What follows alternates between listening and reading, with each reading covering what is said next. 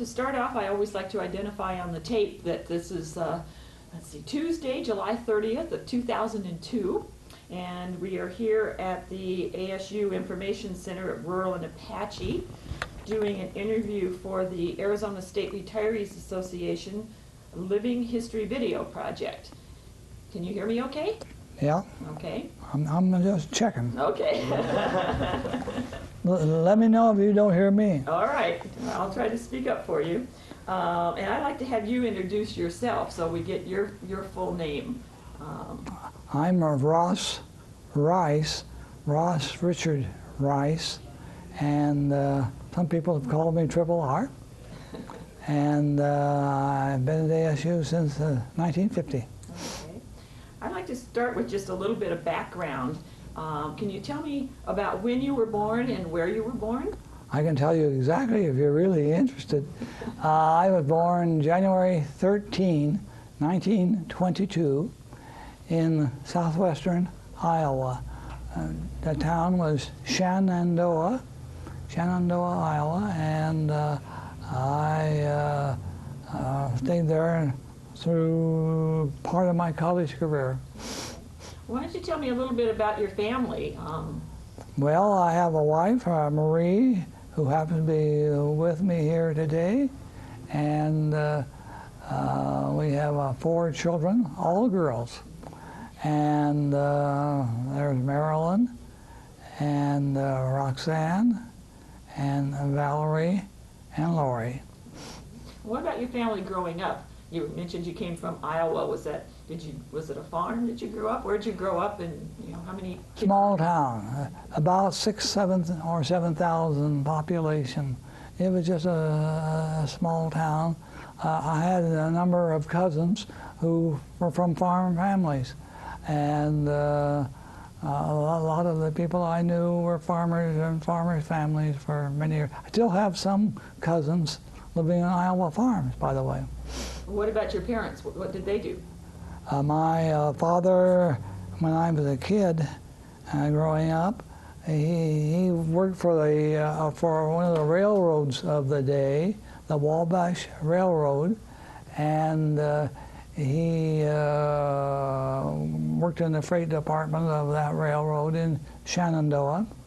One of the side benefits that I was happy to receive was a railroad pass, which gave me transportation from Shenandoah to Omaha, Nebraska.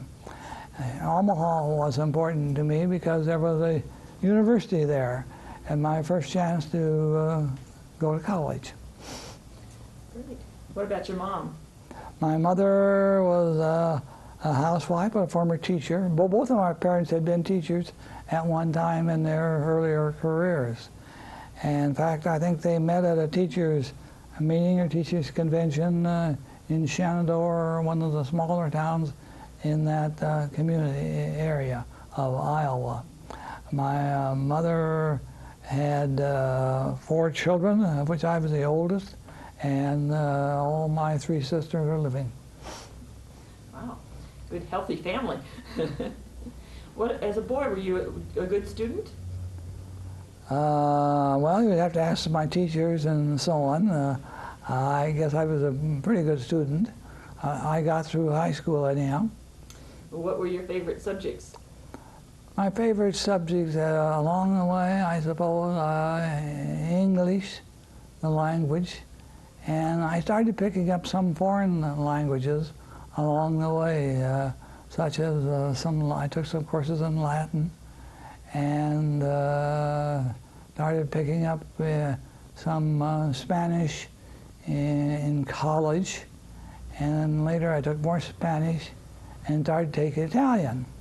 And then when there was a need for people who spoke foreign languages, and the United States had use of some young men, I was drafted and sent to Italy. How did you get interested in foreign languages in Iowa? Well, in part, I suppose, because I'm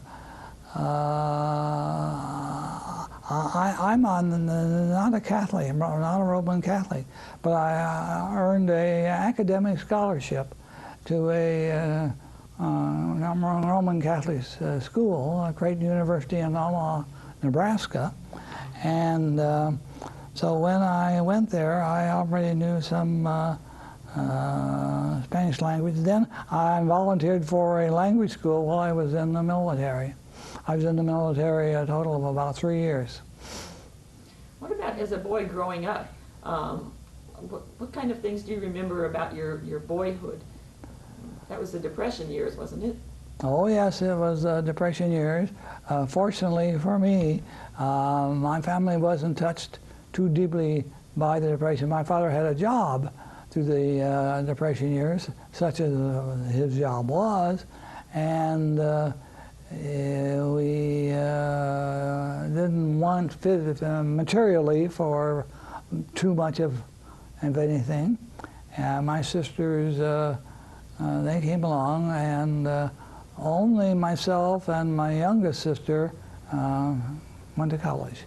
My youngest sister, of all places, came to Arizona State University in a place called Tempe, Arizona. I was already there on the faculty. So you were kind of the leader of the family. Well, it kind of turned out that way, I suppose, along the way. So as a boy growing up, did you have to work too to help out the family, or did you have any jobs? Did you have any paid jobs as a boy? Well, yes, the newspaper. I had I got up at 5 o'clock every morning for my last 2 years of high school and delivered newspapers. The Des Moines Register, which had a well-known sports section in its day. It was peach-colored and stood out from all the other pages of the daily newspapers, published in Des Moines, Iowa, of course. And I did that as a regular thing through my 2 years remaining of high school. Well, what did you, as a boy, what did you think you wanted to do when you grew up? I guess I always thought about the possibility of being a school teacher. My parents had been in that line at one time, and I was too. I started college, and that was in Omaha, Nebraska. I attended there for 2 years, and then I was running out of money, and I decided to go to Iowa State College at Cedar Rapids, Iowa, in a different corner of Iowa than I had grown up in. And I went there to started my junior year, and then I was drafted into the military service. I was drafted into the U.S. Army, and later I, after volunteering for what was called the Army Specialized Training Program, I was sent to the University of Chicago in a wartime language program and studied Italian language very intensively. Believe it or not, they had a bunch of us, GIs from small Midwestern towns, studying the language of Dante and other classical Italian writers and philosophers and so on. And in a year or so, I myself was in first southern and then later in northern Italy, and back again in southern Italy in Naples before leaving there. I found that fascinating despite some of the circumstances of the time. Why don't you tell me a little bit about what was that like? How did you get over to Italy? By an American ship. They didn't inform us until we'd been at sea for several days that we were going to Italy for. We had guessed Italy. Some of the officers and men, and myself, had guessed we were probably going to Italy, but they didn't say for sure that we were. And landed at Taranto, Italy, and in the southern, very southern part, and worked our way up to the north, farther north, and to a place called San Severo. And then after the conquest of northern Italy, I was transferred in the aerial photo reconnaissance unit to Florence, Italy. And I was in Florence for 10 months. stationed on the, of all places, the medical school campus of the University of Florence. And that was quite an exciting experience for a young person like me. And it must have been coming from Midwest America to Italy. What was your first impression when you got there? Well, I had all kinds of impressions. Now I don't know that I would pick out any one or two first impressions. It was an eye-opener in many ways to me. The food they gave us was probably American food that may have been sent to Italy. We were not given the details on how we were fed and some details such as that, but probably was American in origin, and certainly we were well fed enough, and I remember complained about at least the quantity of food that we were receiving, and I was put in charge of a unit of about 25 enlisted men, and really I ran a post office in Italy. I ran it in Florence, and replaced a technical sergeant who was from Hood River, Oregon, and he had been in North Africa earlier during World War II, and I had been slower in coming because I was younger, a few years younger than he was. You ran the post office, so... Yeah, it was a mail and distribution, we called it. The mail and distribution office, no stamps. Practically everything we handled was classified in a military sense. Secret, top secret, that sort of thing. So you didn't really see any of the combat or anything? Any what? Combat? Combat? No, I was not in the combat. I had been trained for possible combat on the shooting range in Illinois, and later in North Carolina, and but not. I wasn't called upon for combat. The government of Italy, under Benito Mussolini, was beginning to get ready to capitulate. Did you meet and interact with the native Italians? Oh yeah, one of the first things I did was to pick up the pleasant habit that they called passeggiare, meaning walking, going for a walk. And I became friendly with a pharmacist, a young pharmacist, a male, in San Severo, Italy. And we would meet in downtown San Severo on the eastern coast of the boot of Italy. And we would go walking almost every afternoon, late in the afternoon. And the passeggiare is a well-known habit and custom in many parts of Italy. So how long were you in Italy altogether? I was there for a year and a half, and then the war ended, and the war ended when I was, for us in Europe, the war ended in, I guess it was in May of 1945, and then we were in northern Italy, so, and the Germans held on fighting very bitterly in northern Italy, and the war there continued until late in 1945. So then, when did you come back to the United States, or what did you do? I came back in time for Christmas of 1945. I came back on an American aircraft carrier that had been in combat in the Pacific theater of operations, and I came back from Naples, Italy to New York City, and I still remember very vividly going by the Statue of Liberty in the harbor of New York City as we came in. And then I got my discharge And believe it or not, I went back to school. It was this time not the Army language school, it was a civilian school, but back at the University of Chicago.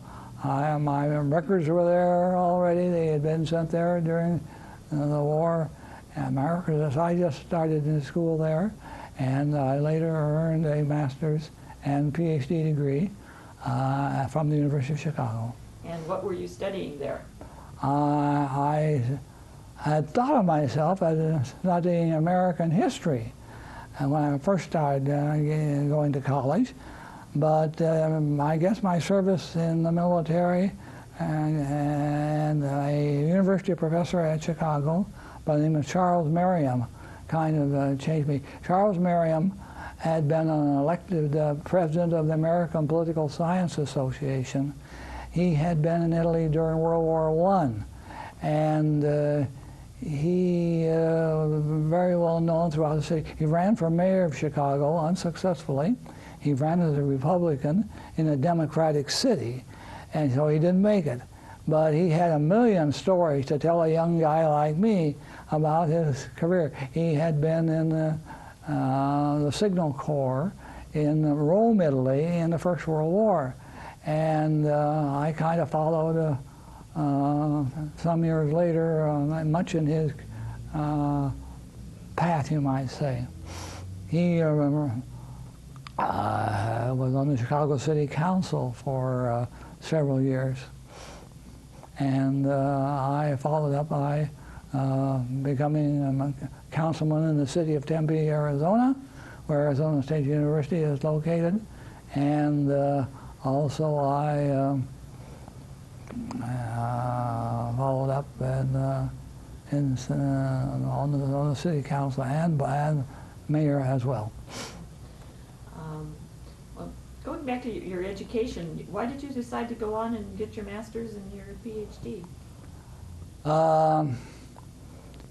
To pick up the United States government made it possible for GIs like myself to get an education if they wanted to.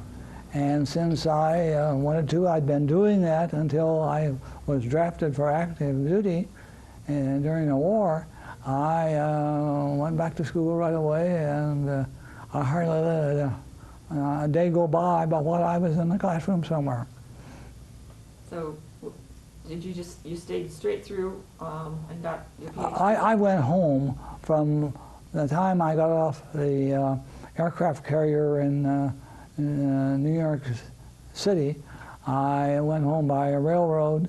Then I took another railroad train to Chicago, and this time as a civilian without the military uniform on. So what were your plans? What were you going to do with all that education?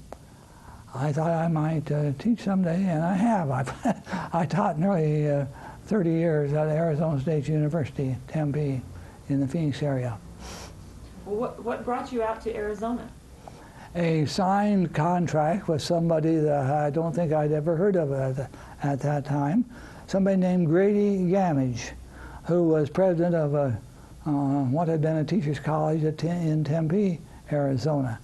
It was changing slowly from a small agricultural area into a more of an urbanized area, and I was changing with it, you might say.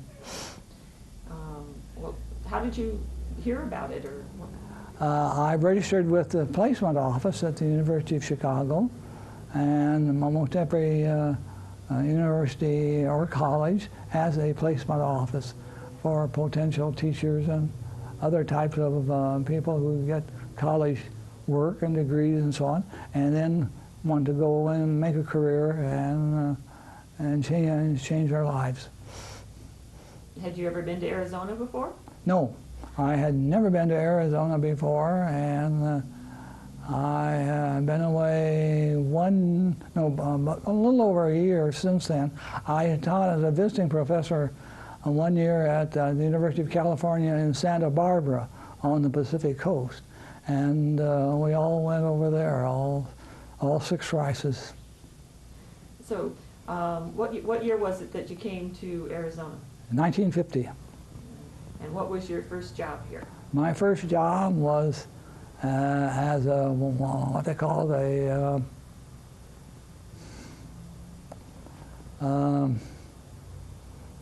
usually you start out as an assistant professor, but they gave me even a lesser rank. Now, what was it called? Instructor. I was an instructor for, I guess, 3 years. After that, I was promoted to assistant professor, and then began the usual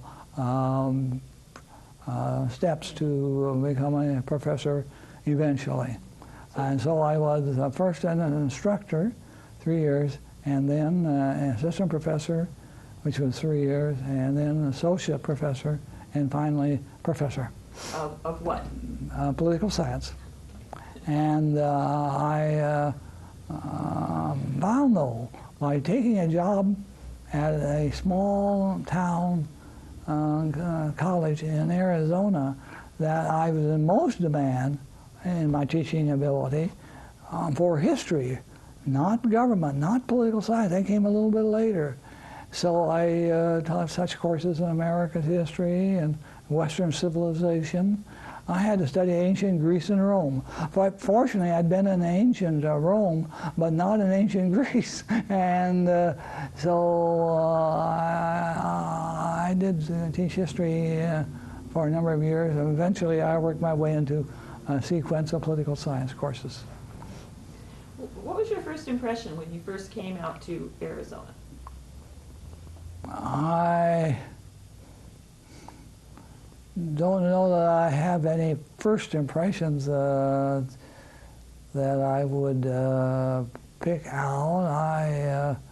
I had no idea I would stay anything like 5 years or 50 years, and but I did stay on longer and longer. The salaries were low, relatively low. They were better in such more prosperous states as California. And as I found out particularly by that year spent at Santa Barbara. And, but that came later on. And the longer I stayed in Arizona, the more I got to like it, and subsequently have stayed here a long time. Describe for me, what was ASU, well, it wasn't even ASU, what was Arizona State College like when you got here? Well, it had been a teacher's college. Still had some remnants of that teacher's college organization. There was a training school for prospective elementary and high school teachers. And my wife taught in such a school herself at a later time for several years. And I taught, my teaching was all at the college level. I taught a good many evening classes, mostly in constitutional government, located in high schools in the Salt River Valley. And I taught in Mesa, Phoenix, Scottsdale, and other communities. It was extra pay at the time. Tell me, what was your first salary when you first came here? Do you remember? That remains in my memory. $3,300, $3,300. And, but they did make it possible for me to teach summers and evening classes. And the evening classes were of interest to me, along with the possibility of summer teaching. Just for posterity, that was $3,300 a year, right? Yes, for a year. Some people listening to this in the future might not know that. Well, what was your impression of what Arizona or Tempe was like when you first got here? Well, I enjoyed the acquaintances I made. I met a lot of people in different walks of life that I had not had contact with much before. And they weren't all military people, even part-time military people like myself. And that gave me an eye-opening interest in learning about people. I had studied some psychology and the like along the way, so I had a pretty broad education, I suppose. As I say, some psychology and quite a wide variety of experience. This whole valley was a lot more rural in 1950, wasn't it?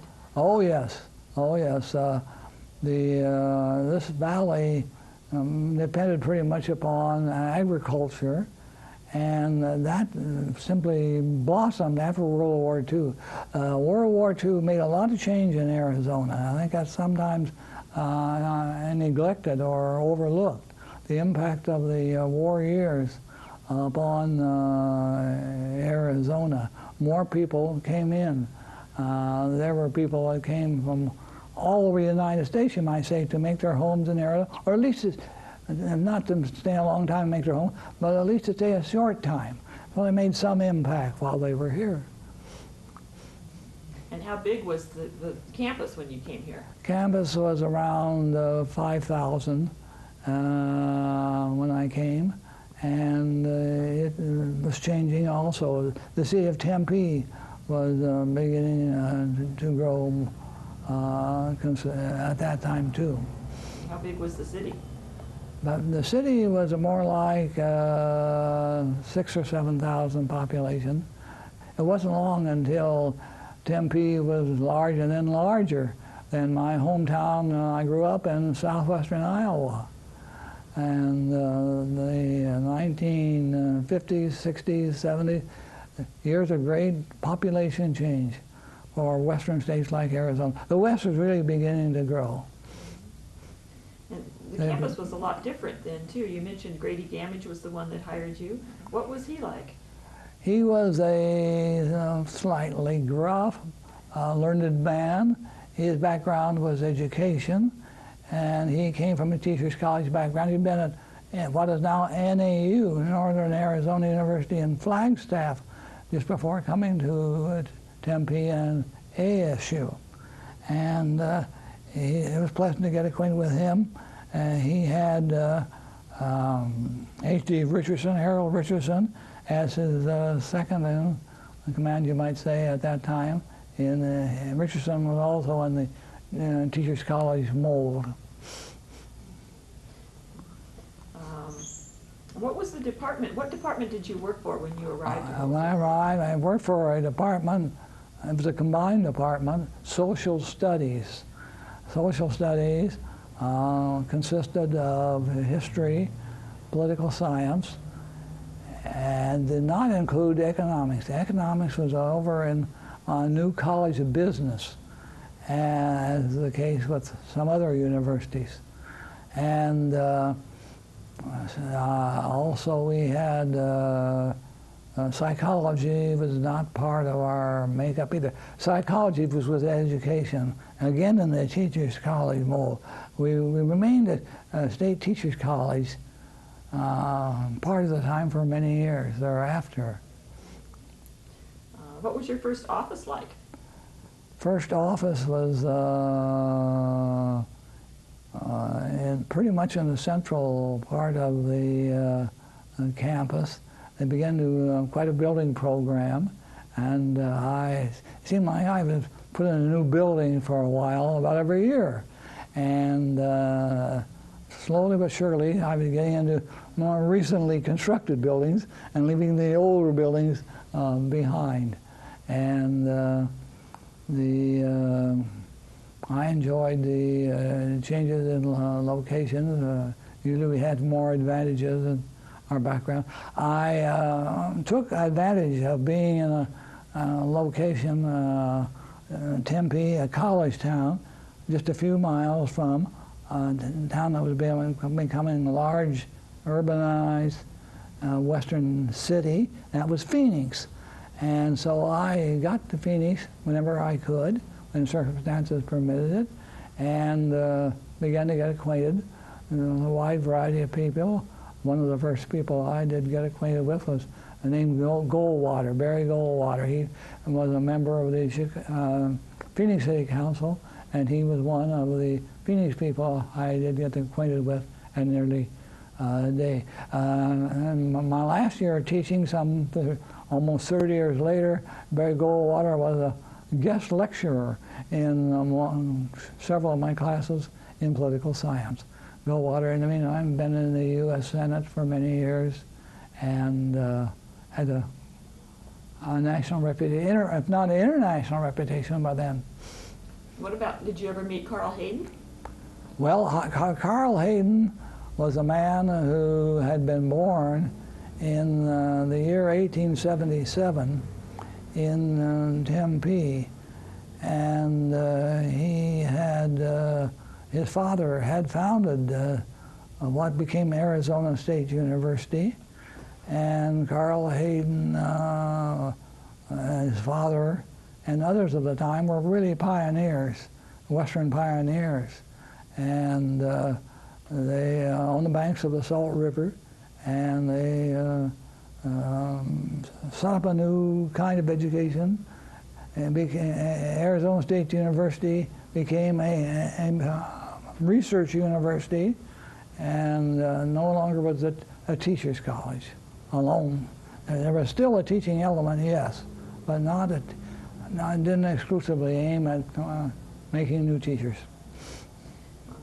You mentioned that you got involved in some city politics too. You want to tell us a little about that? Well, found that Tempe was governed by the mayor-council type of city government, and I had come out of an educational and work experience background where the council manager plan was becoming prevalent.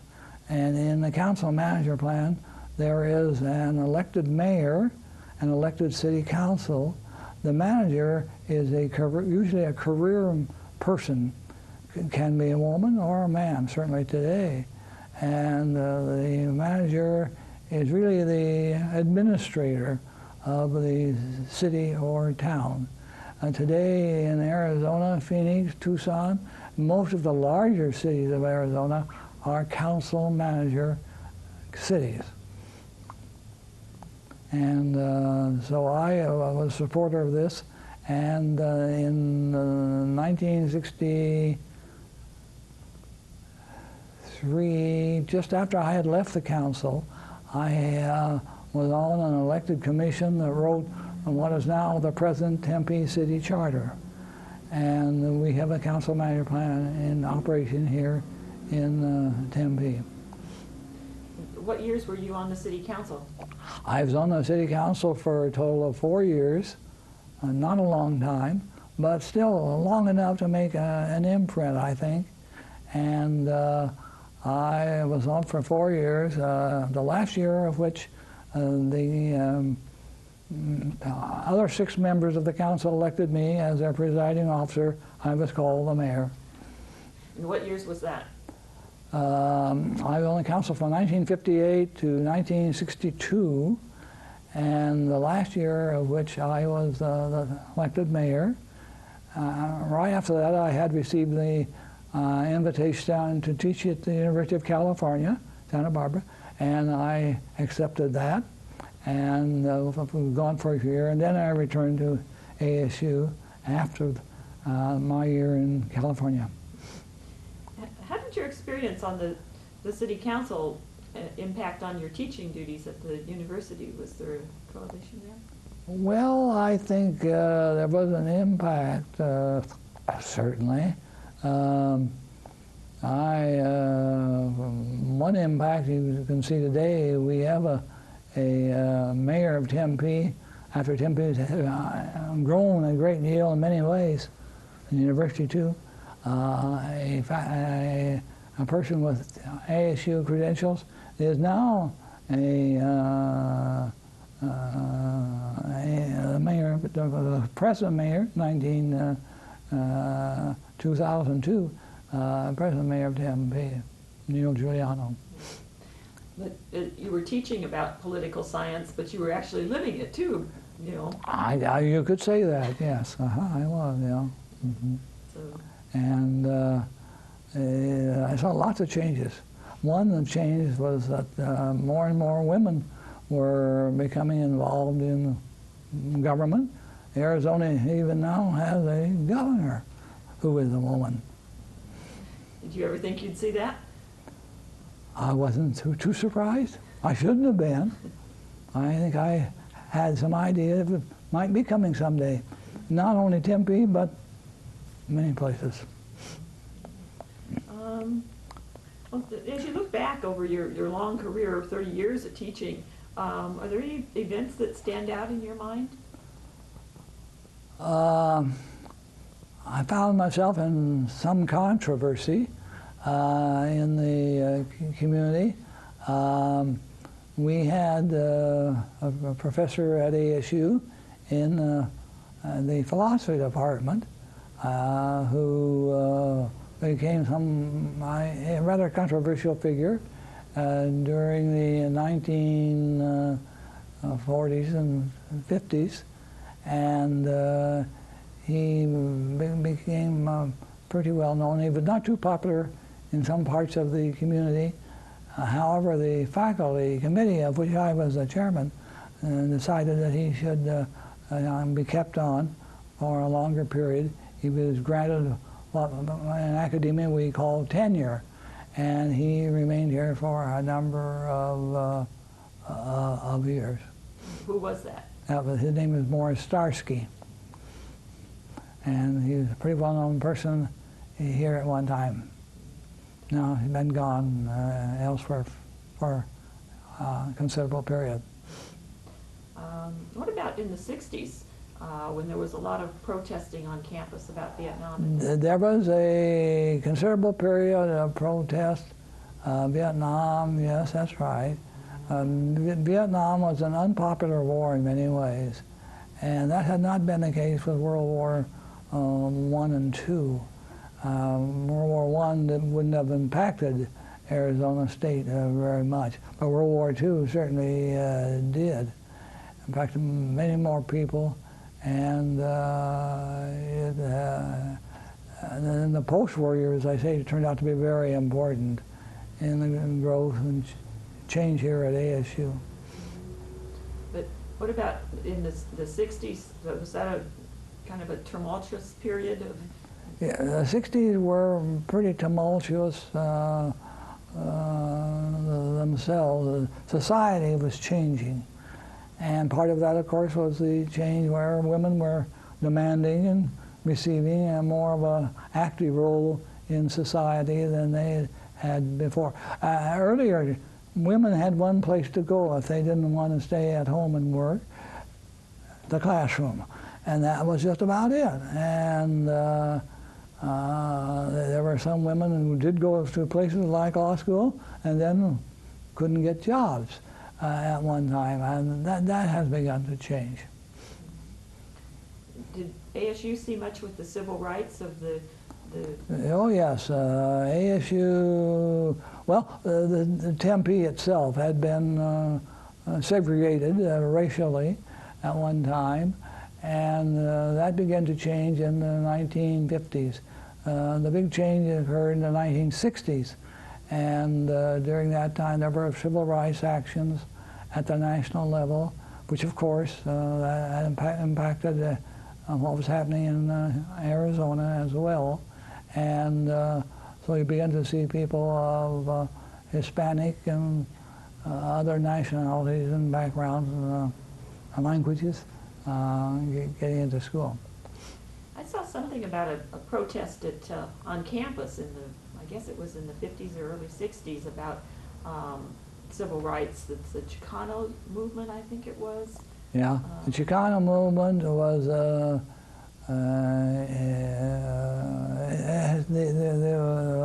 it was the Hispanic people from Central America, South America, and the Caribbean area, and plus some from Spain, where many had originated, their ancestors had originated earlier, and it began, society was beginning to change. And today, many people living in Arizona, working in Arizona, are Spanish-speaking, or they may speak two languages. What about on campus? Did you see those protests going on, or did you start teaching about some of those things? There were some protests from time to time, but they didn't become very disruptive. ASU was a relatively calm, quiet campus when some campuses were much more agitated. And possibly it was Arizona's remoteness from much of the American population. We're out here in the West, and we didn't have very many large cities for a long time here in Arizona. What about some of the other changes? You were here when it changed, the name changed. Can you tell us about that? The name change for Arizona State University. Yes, it had been a teacher's college at one time, as we've said, and then there were movements, bills introduced into the Arizona legislature for a name change, and usually with the word university being added.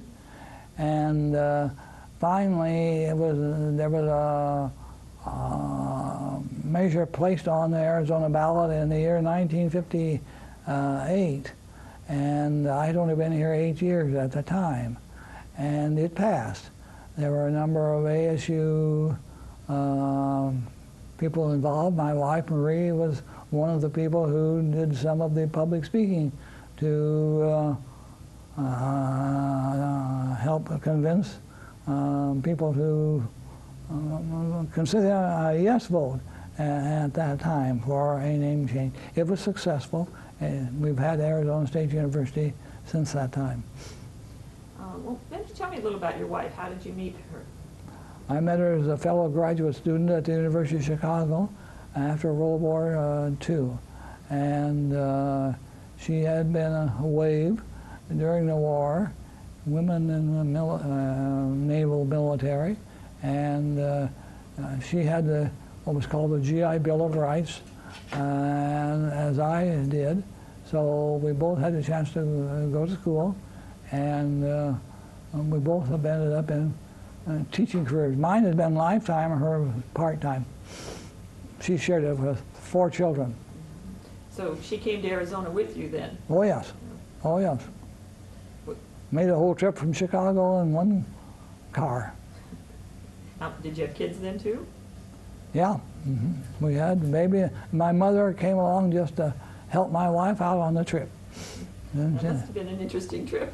Yeah, it was a busy trip. So did you ever think that you'd stay this long when you came out here in 1950? No, not really.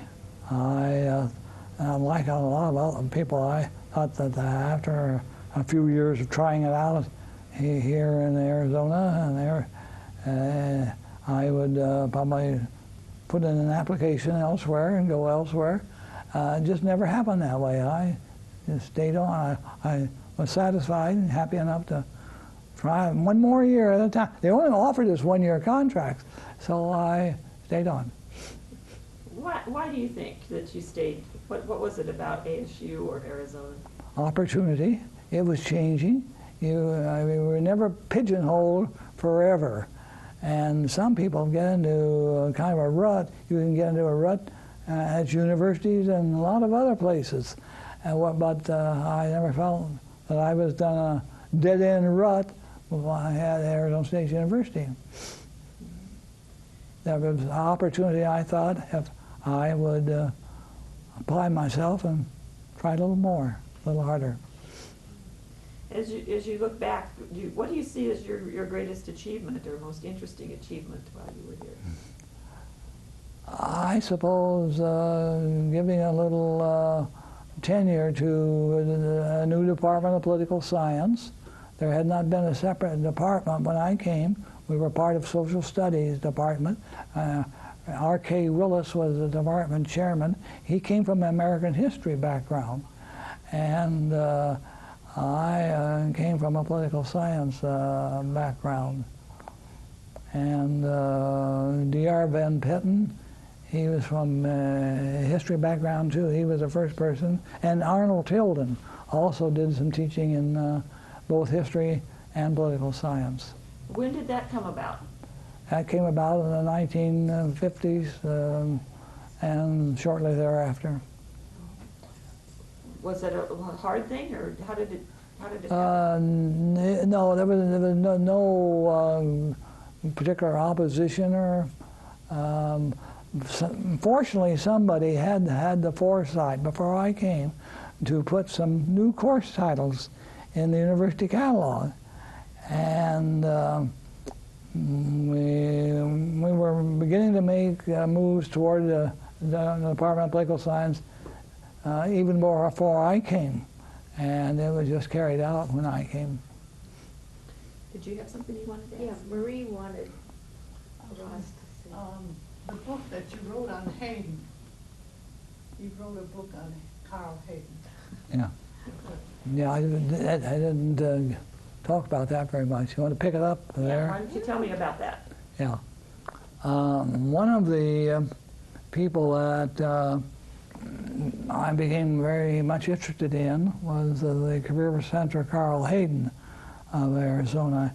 He had been born in Tempe. His father had been a founder of the town, and Hayden grew up. He had some siblings, some sisters, and he made a kind of career of public service. I was encouraged to do so, and I realized that here was a gap that had become more and more in my consciousness, and the longer I was here. No one had written on Hayden. There was nothing of a, what you might call a scholarly book or even a news magazine articles on Hayden, yet he was in a more and more powerful position, more influential position in Congress. He had been elected a city, or rather town councilman for Tempe in the 1910 era, and he had been county sheriff of Maricopa County, and so he has this in his background. And he had attended Stanford University and came almost on very, very close to receiving his degree from Stanford, which was really the place to be in that era of American education. And he had been elected to Congress the year Arizona became a state, 1912. And he remained in the U.S. House of Representatives from 1912 to 1926. In 1926, he was elected to the United States Senate, and he remained and re-elected every 6 years thereafter until the 1960s, when he did retire from Congress altogether. He had a great impact on the West, and particularly in terms of water. Water, the Colorado River, were among his most interesting concerns during his career. The West began to be a place for dams, the Hoover Dam, and other dams were built in Arizona and other states, particularly here in the West. And the West became more of an agricultural era as well. Population started to flow in, and Arizona took advantage of that. Now there are water resource movements in many parts of the world taking place. And when did you write the book about him? I started that probably almost from day one. When I first arrived here, wasn't conscious of being thinking about writing a book someday. And but I was encouraged by people in the ASU administration, some of my fellow department members, students and the like, to work on the Hayden career. Hayden became a more and more powerful figure as he went along. Did you actually interview him? Oh yes, I interviewed 100 or so people face to face for this. Those interviews are located now in the archives of Arizona State University, and in a building that's named for Carl Hayden's father, who was Charles Trumbull Hayden. And those interviews are there, and some are quoted at some length in the book itself. Tell me about interviewing Carl Hayden. When and where did you do that? I interviewed him on campus, or where he was living after his retirement, which was in Tempe. He came back to Arizona to live. So many United States congressmen from far off places are maybe elected, and once they're defeated or retire, they seldom go home to live. He did. He came back actually to live in Tempe and remained here for several more years, and still quite active in that period of time. What was he like when you interviewed him? He was a storyteller. He told stories, some of which are recounted in the book, which was published by the University Press of America in 1994, and that's available in a number of libraries around the state of Arizona and elsewhere, Library of Congress and so on. So it wasn't published until '94. You must have worked on that a long time. Oh yes, oh yes. So I was busy with that for a long time. There were personal interviews. A considerable amount of travel was involved, and I traveled almost from coast to coast, and in that Hayden became well known. Arizona became more and more of a state people listened to as well. Goldwater became a figure along with Hayden, two very powerful figures.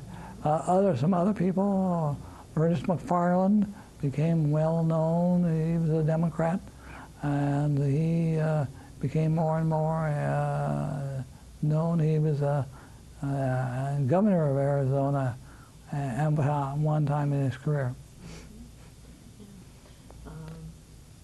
Well, I'm surprised you didn't mention that book as something more memorable. Any other good questions that we need to ask him?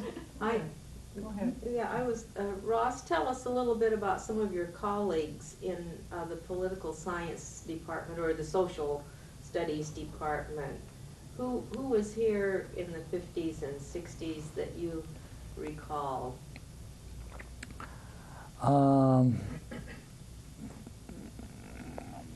I came into a social studies department, which was history and political science, and political science without a person to teach the political science courses at first, and then I took over the teaching of most of those courses. My courses involved American government in the main, and Constitution of the United States and Arizona. And I, one year I had to do a lot of extra study and teach California state government. That year I was in Santa Barbara. So were there any people in your department that were especially memorable over the years? Yeah, R.K. Willis was an American historian. He was trained in history at University of California at Berkeley, and he taught Latin American history to a considerable degree. Van Penn was more American. Arnold Tilden taught American history for a long time and later dean of the College of Liberal Arts here at the university. Paul Hubbard, one of the, Paul Hubbard? Paul Hubbard. Paul Hubbard, yeah, some other people came along. Paul Hubbard was a American historian, and his field was the American Civil War era, and he taught for many years just about the same length of time as I did. He's now retired. Your wife mentioned when you first came here, you stayed at Victory Village. You want to tell us a little bit what that was about? Yeah, there was some post-war housing made available to former GIs like myself, called Victory Village. It's a present location of Grady Gamage Auditorium on the current campus of ASU. And we lived there. It was Army top barracks, wooden barracks. We stayed there for several years, and then moved into nearby residential areas. Did you ever think when you came here that you'd see the kind of changes that you've seen at the university and the city of Tempe? I had no idea of what the future might bring, and I guess I just wanted to be part of it. I want to ask that question again, Pam, because Yeah. there was a motorcycle. I noticed that. Yeah, you want to just answer that one more time about how you've seen it change? Well, I've seen lots of changes. Give me a couple of minutes to jot down. The changes in the activities of government have been considerable, and Tempe didn't have a paid fire department at one time. Now it does, and that was a change, and I played a major role in that, putting some people to work to offer fire protection to the community. How do you want to be remembered? I guess as one pretty busy guy. In any particular area that you've been busy? No, not that I would put a finger on right at the moment. What are you proudest of that you've accomplished? My family is a major part of my accomplishment, and I would put the family right up toward the top, or at the top for that matter. And after the family? Some of the changes in society, I'm glad that race relations have tapered off, as they have in many. I see many changes that have been taking place very slowly.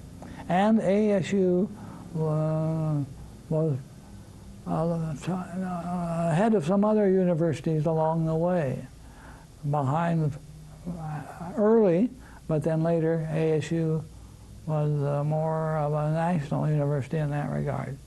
Do you have any examples of that? Education. We did not exclude students from going ahead for